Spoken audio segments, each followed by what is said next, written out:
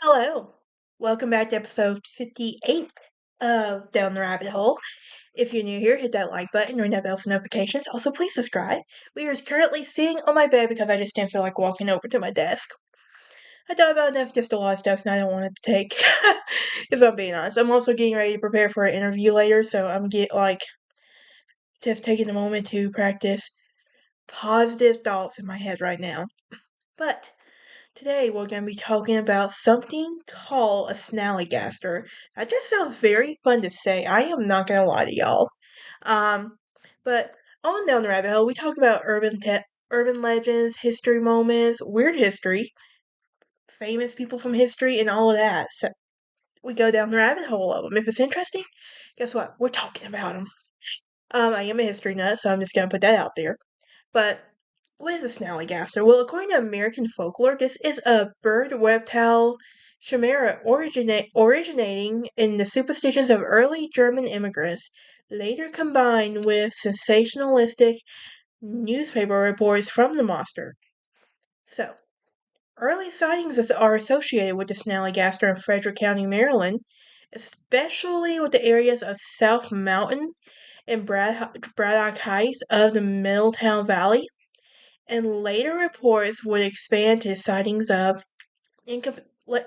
encompassing an area in central Maryland and Washington, D.C. metro.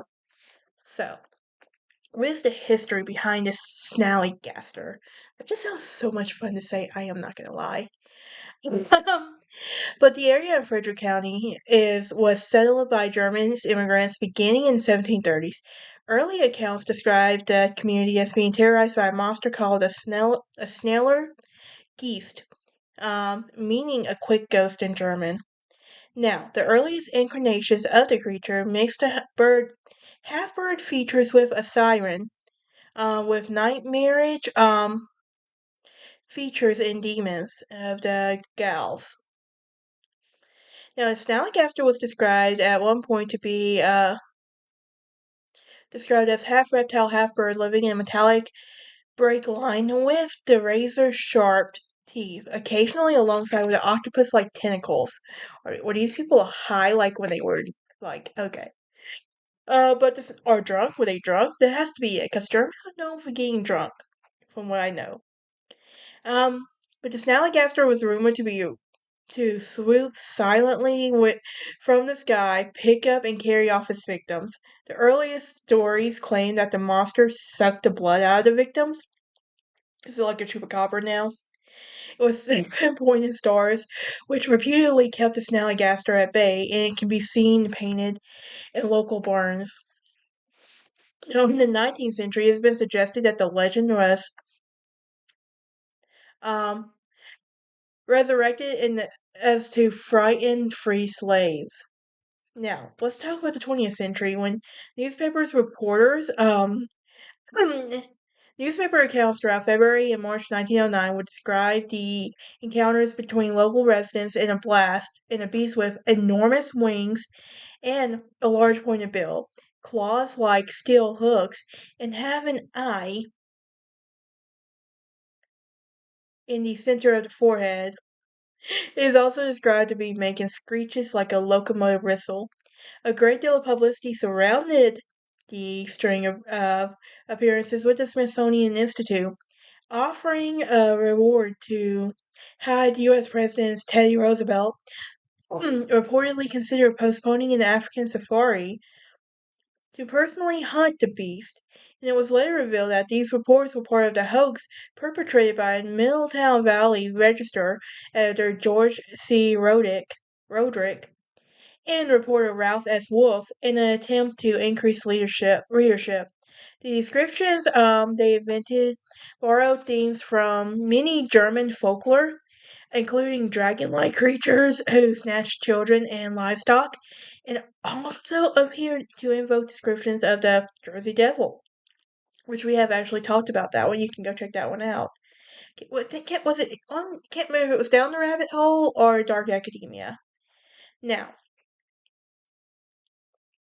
this has been spotted mere 3 weeks earlier.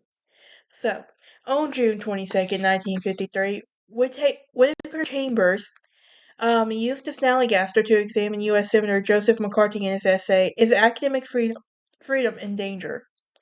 It was a trick of fate for a low comedy mood that Senator McCarthy that should first be borrowed by the view of dragging the person. Oh my gosh, this is just crazy right here. Oh my gosh.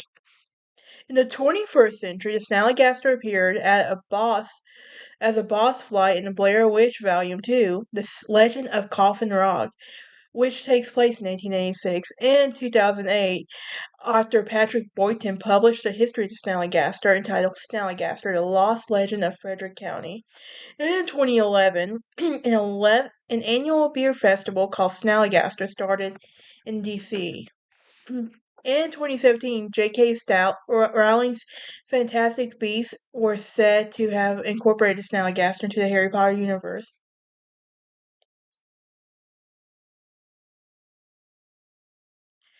It is also